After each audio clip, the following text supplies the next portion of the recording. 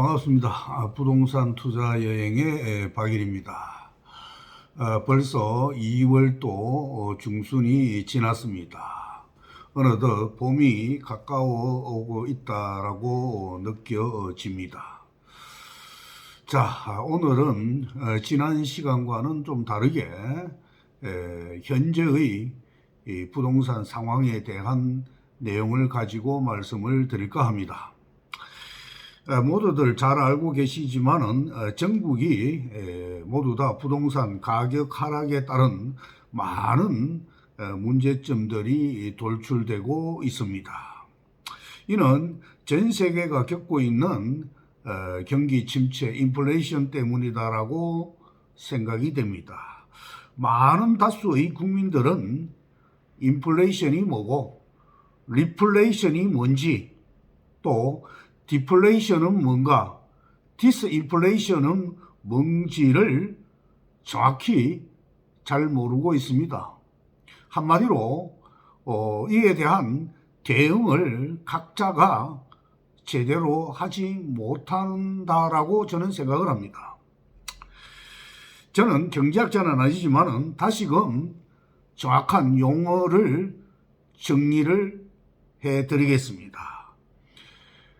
잘 아시겠지만 인플레이션이라는 것은 모든 상품의 물가가 전반적으로 꾸준히 오르고 반대로 돈의 가치는 하락하는 형상을 인플레이션이라고 말하죠.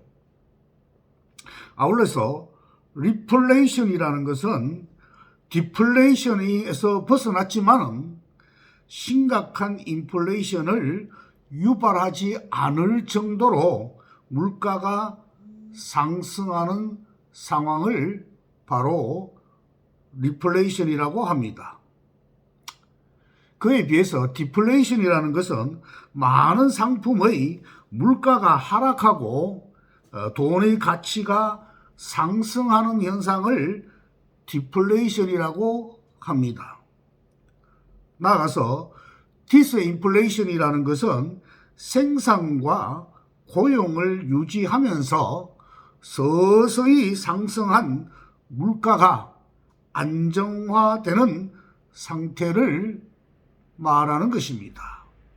이 네 가지를 경기 사이클로 분석을 해보면은 물가 상승률에 따라서 먼저 디플레이션이 오고 그 다음에 리플레이션, 그 다음에 인플레이션 오고 마지막으로 디스인플레이션으로 움직이는 것이 바로 경기 사이클입니다. 자, 이해가 됐습니까? 자, 그러면은 제가 방금 용어 정리를 다시 한 번 더 말씀드렸는데 구체적으로 SNS를 통해 가지고 각 사이클에 대한 용어에 대한 대비라고나 할까 전략이라고나 할까 이에 대한 대비를 각자 알고 대처하는 것과 전혀 모르고 대처하는 것은 엄청난 차이가 있다라고 저는 분명히 말씀드립니다.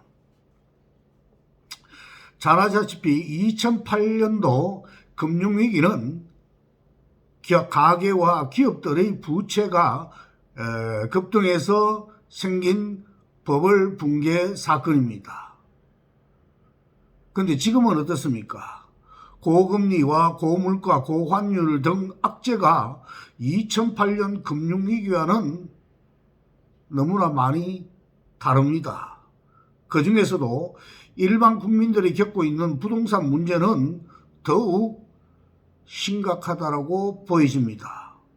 일례로 아파트 분양받은 사람들 중에서 자기 돈으로 모두 다 사는 사람은 별로 없을 것입니다. 대다수가 중도금 대출을 통해서 산다고 보여집니다. 금리가 이토록 올라가는 상황에서 은행 이자 부담은 한마디로 숨을 쉴 수 없을 정도라고 생각이 됩니다. 예를 들어서 중도금 10억 대출할 경우에 월급 받아서 이자도 다 충당하기가 벅차다고 보여집니다. 결국은 감당하지 못해서 아파트 날리고 대출해준 금융권 역시 부실하게 되는 것이라고 저는 생각합니다. 그런데도 현 상황을 은행들이 돈잔치를 하고 있습니다. 정말 아이러니한 일이라고 생각을 합니다. 왜 그럴까요? 제가 그에 대한 답을 안 해도 여러분들이 잘 아실 것으로 생각을 합니다. 거래가 실종되고 가격은 하락하고 미분양이 쌓이는 상황에서 주택시장의 안정화를 위해서 내놓은 다주택자 취득세 중과 완화안이 국회에서 통과하지 못했습니다. 이는 지방세법이 개정되어야 하는데 이를 국회에서 통과하지 못한 것입니다. 우리가 여기서 분명히 짚고 넘어가야 할 것이 있습니다. 다주택자에 대한 취득세 중과 제도는 2020년 8월 집값 급등을 막는다는 명분으로 도입한 제도입니다. 그런데 지금의 상황에서 집값이 엄청나게 떨어지고 있는 상황임에도 이를 유지한다는 것이 과연 민생을 말할 수 있는지 정치권에게 묻지 않을 수 없습니다. 한마디로 국민을 우롱하는 처사가 아니고 뭐겠습니까? 좀 더 구체적으로 말씀드려 볼까요? 조정 대상 지역의 2주택자는 8%, 3주택자는 12%, 또 3주택자로서 조정 대상 이외의 지역에서는 8%라는 고율의 취득세 때문에 누가 집을 사겠습니까? 결국은 부동산 침체의 늪을 더 깊어질 수밖에 없다고 보여집니다.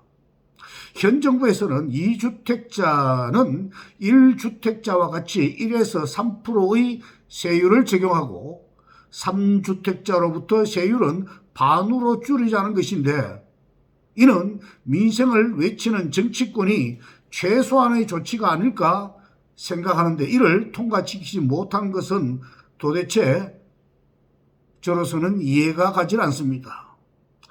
미분양이라는 아파트가 매일같이 급등하고 있는 상황입니다. 이에 따른 부동산 PF 연체도 급증하고 있습니다. 그 중에서도 특히 정권사가 내준 PF 대출의 연체율이 8%가 넘었다고 합니다.